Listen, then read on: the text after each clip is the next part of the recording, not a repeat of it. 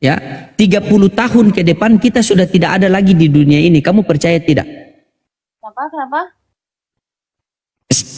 Saya yakin dan percaya bahwa 30 tahun ke depan kita sudah tidak ada lagi di dunia ini. Benar tidak? Sudah tahu. Udah tahu, berarti kamu tidak mati-mati. Coba, beginilah, mati ini pasti atau tidak menurut kamu? Pasti, tapi kan kita nggak ada yang tahu. Yang tahu cuma Iya, kita nggak tahu. Kalau proses kelahiran dari kakek dulu, habis kakek baru bapak, habis bapak baru kakak, habis kakak baru kita, habis kita baru adik, betul? Berarti bertahap. Tapi kalau proses kematian itu tidak mengenal usia. Mau sakit atau tidak, siapapun dia, kulun nafsin zaikatul maut. Seluruh yang bernyawa pasti menjelang maut. Kan? Intinya yang bernyawa pasti menjelang maut. Begini, kutanya sama kamu. Kalau kamu memberikan orang air campur dengan minyak, orang terima atau tidak? enggak. Tidak terima. Bagaimana kamu bisa kembali kepada Allah iman dicampur dengan kesyirikan? Tidak akan terima. Sekarang akhirat masih cerita, dunia yang menjadi kenyataan. Satu kali satu ketika dunia yang tinggal cerita, akhirat yang akan menjadi kenyataan. Mungkin sekarang kamu terlihat cantik, tetapi 20 tahun ke depan kamu tidak akan cantik seperti ini. Begitu. Hidup di dunia hanya sementara. Orang kaya mati, orang miskin mati, orang cantik mati, yang tidak cantik pun mati. Semua pasti mati. Begitu. Banyak orang berpikir bagaimana hidup enak, tetapi hanya sedikit orang berpikir yang bagaimana mati enak. Apa kata Nabi SAW? Man mata wa huwa ya'lamu annahu la ilaha illallah dakhalal jannah. Barang siapa yang mati dan mampu mengucapkan kalimat la ilaha illallah, maka dijamin masuk surga. Coba. Kamu mau ikut yang terkutuk tadi di kayu salib? Tidak mau kan? Jangan, masih banyak lagi. Masih banyak lagi kalau kamu mau belajar itu banyak. Makanya sering-sering baca begitu. Jangan terlalu tergiur dengan dunia. Dunia ini cuma sementara saja. Apalagi kau mau tanya, silakan. Tanya-tanyalah. Kan di dunia ini banyak yang orang nikah beda agama, terus gimana? Ya zina. Nikah beda agama zina. Berzina. Coba. Tuhan begini Valeri. Di dunia ini Tuhan cuma satu. Ya, sekarang begini, kalau kita berpikir bahwa seluruh agama itu benar. Kalau kita berpikir nih, pemikiran anak-anak milenial nih, kan? Seluruh agama itu sama kok. Seluruh agama itu benar kok. Pasti begitu kan? Nah, coba kita berpikir secara logika. Kamu berpikir pakai kamu punya akal logika ya. Bumi cuma satu. Matahari cuma satu. Bulan cuma satu. Masa Tuhannya dua? Ayo. Tuhan ini satu atau ada banyak? Saya tanya sama kamu dulu. Gak berani ngomong. Gak berani ngomong. Saya ini juga bekas dari dunia gelap. Begitu. Saking lamanya saya di dunia gelap sampai kulit saya gelap ini. Gitu. Iya. Jadi orang-orang yang anak muda seperti kalian ini, kalau untuk mau mencari kesenangan di dalam dunia malam atau dunia gelap begitu, tidak ada di situ. Saya dari situ. Begitu. Ketenangan itu cuma kamu kembali kepada Allah Subhanahu wa taala dan taat dia sampai mati. Ini kata-kata saya yang setiap saya bertemu dengan saudara-saudara muslim saya selalu katakan. Kamu pasti punya keinginan untuk menikah kan? Benar. Oke. Dan kamu pasti ketika kamu mau menikah, kamu pasti mau punya suami yang bisa membimbing kamu di dunia maupun di akhirat. Benar tidak? Nah, pegang kata-kata saya ini. Jika wanita menutup aurat dengan sempurna, maka lelaki mencintai dia karena iman. Tetapi jika wanita membuka aurat dengan sempurna, maka lelaki mencintai dia karena nafsu. Itu. Laki-laki kalau mencintai kita karena nafsu, begitu sudah dapat, sudah selesai. Habis manis sempah dibuang kan? Kalian perempuan-perempuan itu sangat dimuliakan di dalam Islam, sehingga di dalam Islam itu dikatakan sampai ada Quran surah An-Nisa. Itu An-Nisa itu perempuan. Kalau di Bible tidak ada. Di Bible perempuan dihinakan. Di Bible perempuan dihinakan. Bayangkan coba. Amsal 7:18, marilah kita memuaskan birahi hingga pagi hari, karena suamiku tidak di rumah. Dia sedang keluar. Ini ayat mengajak apa coba? Coba ya. Nih kita buka satu. Ini kamu baca yang terakhir ini biar kamu pakai pemikiran kamu sendiri bentar ya. Nah, coba kamu buka Yeskiel 23. Ya, Yeskiel 23 nomor 20. Yeskiel 23 nomor 20. Baca agak keras.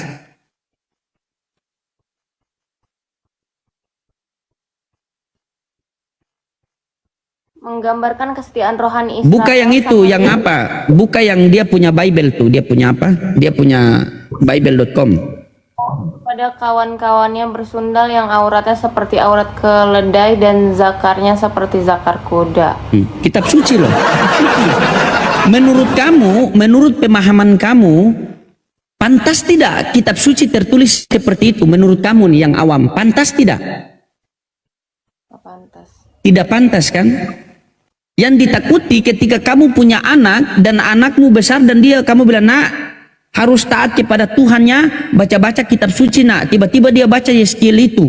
Terus dia tanya, mama, bagaimana zakar kuda itu, mama? Cuma. Pantas tidak? Ada dua orang laki-laki berkelahi, datang istrinya mau menolong, maka istrinya menangkap kemaluan lelaki itu. Kenapa tidak ditangkap tangannya, tetapi kemaluannya ditangkap? Nah, sekarang begini, saya tanya sama kamu ya, saya tanya sama kamu. Perempuan kalau melahirkan itu berapa bulan dia? 9 bulan. Berapa? 9 bulan. Oke, 9 bulan ya. Perempuan kalau melahirkan itu 9 bulan, normal itu, betul tidak? Ya, kalau misalnya dia 6 bulan terus dia melahirkan itu normal apa prematur? Prematur. Tanggal 25 Desember ini merayakan hari apa? Natal. Natal adalah kelahiran Yesus Kristus. Yesus Kristus. Oke. Sabar.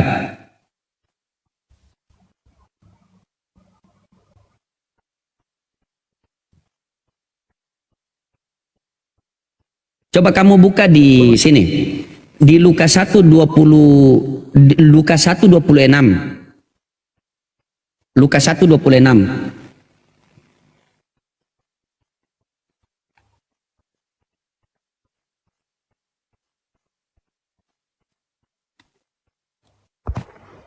Jangan lupa follow back ya. Ya, aku udah follow. Oke, siap, makasih.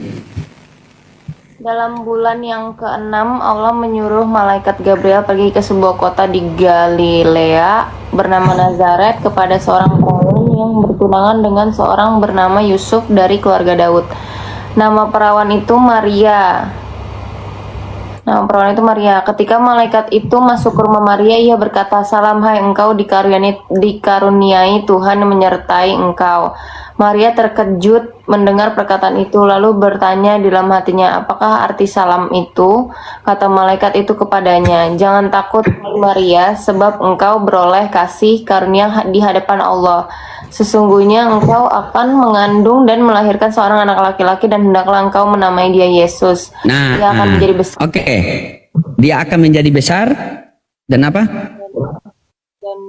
Dia akan menjadi besar dan akan disebut anak Allah yang maha tinggi. Oke, kutanya sama kamu dulu ya.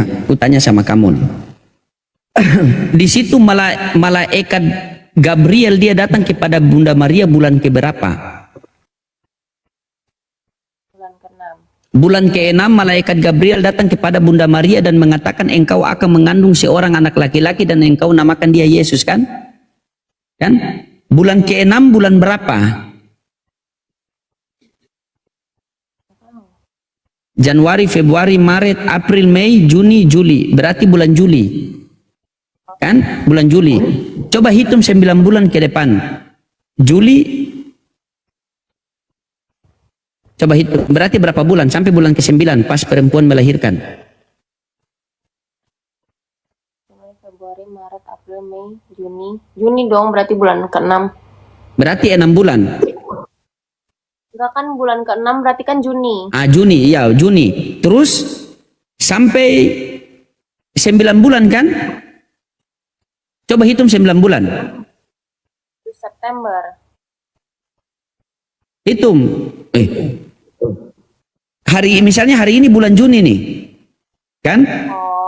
Kita malaikat Gabriel datang kepada Bunda Maria dan mengatakan bahwa engkau akan mengandung dan melahirkan seorang anak laki-laki dan engkau namakan dia Yesus. Nah, berarti dia sudah mengandung nih. Perempuan berapa lama mengandung baru melahirkan? 9 bulan. Coba kamu hitung dari bulan Juni waktu malaikat Gabriel datang, kamu hitung bulan Juni 9 bulan ke depan, berarti jatuh bulan berapa? Juli, Agustus, September, Oktober, November, Desember, Januari, Februari, Maret. Berarti hari kelahiran Yesus bulan apa yang betul? Maret. Maret. Berarti 25 Desember kelahiran siapa? Prematur. Berarti prematur coba. Nah, itu yang pertama. Ya, itu. Sekarang yang kedua biar tambah rileks kita punya pikiran. Menurut kamu Tuhan bisa lahir tidak? Tuhan bisa lahir dan Tuhan bisa sunat tidak?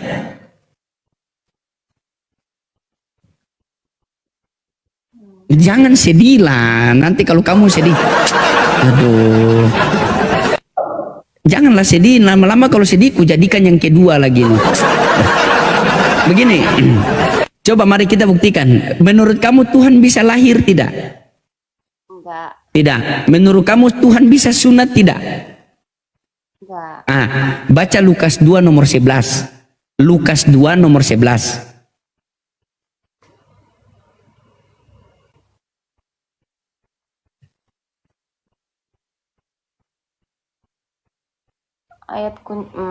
Buka yang Bibel, buka yang Bibel.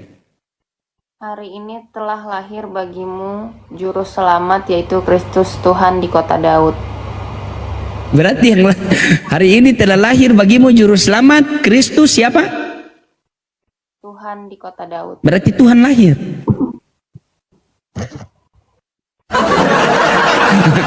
Itu. Lukas 2. Sekarang Lukas 2 nomor 21.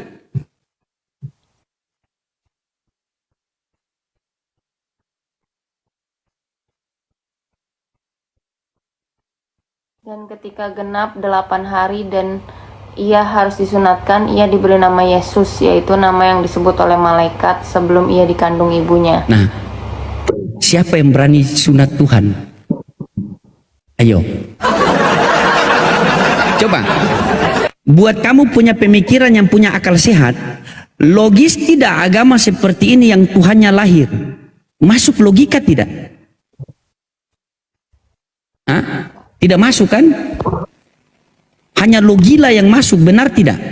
Hanya orang-orang gila yang... Coba bayangkan. Bahkan lebih parah, aku tanya sama kamu, kamu yakin tidak kalau Tuhan mati?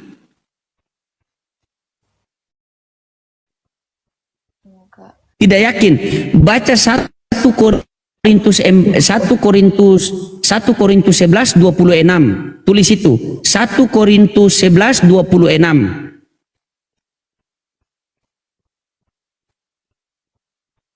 1 Korintus 11 26.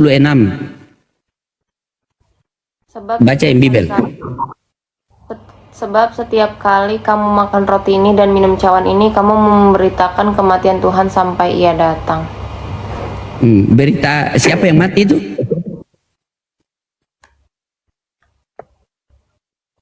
Gak tahu. Sebab setiap kali kamu makan roti ini dan minum cawan ini, kamu memberitakan kematian Tuhan sampai ia datang.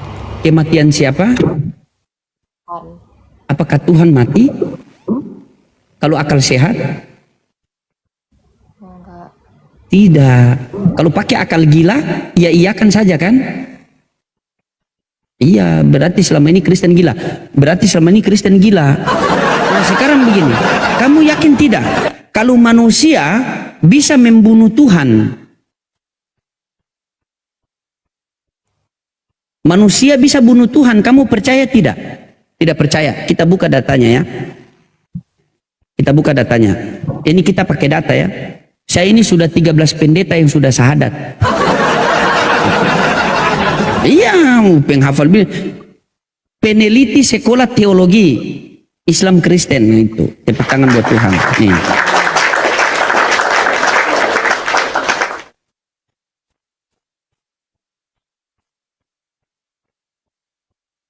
Nih, kamu baca ini. Coba kamu buka di situ di 1 Tesalonika 2 nomor 15. 1 Tesalonika. Tesalonika. Tesalonika 2 nomor 15.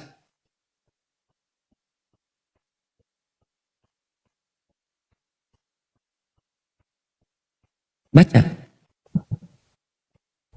Bahkan orang-orang Yahudi itu telah membunuh Tuhan Yesus dan para nabi dan telah menganiaya kami. Apa yang berkenan kepada Allah tidak mereka pedulikan dan dia mereka musuhi. Bahkan orang-orang Yahudi itu telah membunuh Tuhan siapa? Tuhan Yesus. Berarti Tuhan dibunuh. Kamu percaya Tuhan dibunuh? Enggak. Tidak percaya kan? Tidak masuk logis. Nah itu. Coba. Jadi jangan main-main ya. Kamu cantik ya. Kamu bisa dapat lelaki yang soleh yang bisa membimbing kamu di dunia maupun di akhirat. Ingat, ini akhir zaman ya. Jangan main-main. Kamu mau percaya atau tidak, kamu mau yakin atau tidak, intinya semua kita akan kembali kepada Allah. Karena dunia ini adalah tempat meninggal, bukan tempat tinggal. Dunia ini tempat untuk meninggal, bukan tempat tinggal. Kalau dunia ini tempat tinggal, berarti kakek nenek kita itu masih ada di dunia ini. Kakek nenek kita dulu ada di dunia ini, sekarang mereka tidak ada lagi di dunia ini. Mereka sudah kembali kepada Tuhan, dan satu kali saat kita lagi tidak ada di dunia ini, dan kita semua akan kembali. Kita hidup di dunia ini, itu ibaratnya orang lagi duduk di terminal sambil menunggu bis datang untuk menjemput, yaitu kematian. Begitu hari-hari kita mendengar, kamu pernah enggak mendengar di masjid-masjid begitu ada orang Islam mengatakan begini, Inna lillahi wa inna ilahi raji'un, telah berpulang ke rahmatullah sudah kakek kita, nenek kita. Pernah dengar tidak pemberitahuan begitu? Pernah dengar kan? Nah, apakah terpikir di pikiran kamu mungkin setelah dia saya, sementara kematian kita tidak tahu? Coba. Ketika kita melihat mayat ibu kita, mayat nenek kita, mayat kakek kita, mayat saudara kita, anak kita, kita menangis. Seandainya mayat itu bisa berbicara, maka apa katakan mayat itu? Jangan kamu tangisi diriku, tetapi tangisilah dirimu sendiri. Karena betapa pedihnya sakaratul maut. Begitu. Jadi ini kamu bersyukur Tuhan mempertemukan kita di sini. Kita tidak janjian. Ingat, Islam punya pendapat itu kita bertemu karena Allah dan kita berpisah karena Allah. Insya Allah kita akan mendapat ridho Allah. Insya Allah ya. Ya, semangat ya. Nah, jadi saya dari apologet Islam, biasa diskusi lintas agama. Begitu, biasa buka komal. Nanti kalau ada waktu mampirlah ke komal saya, kita sama-sama belajar.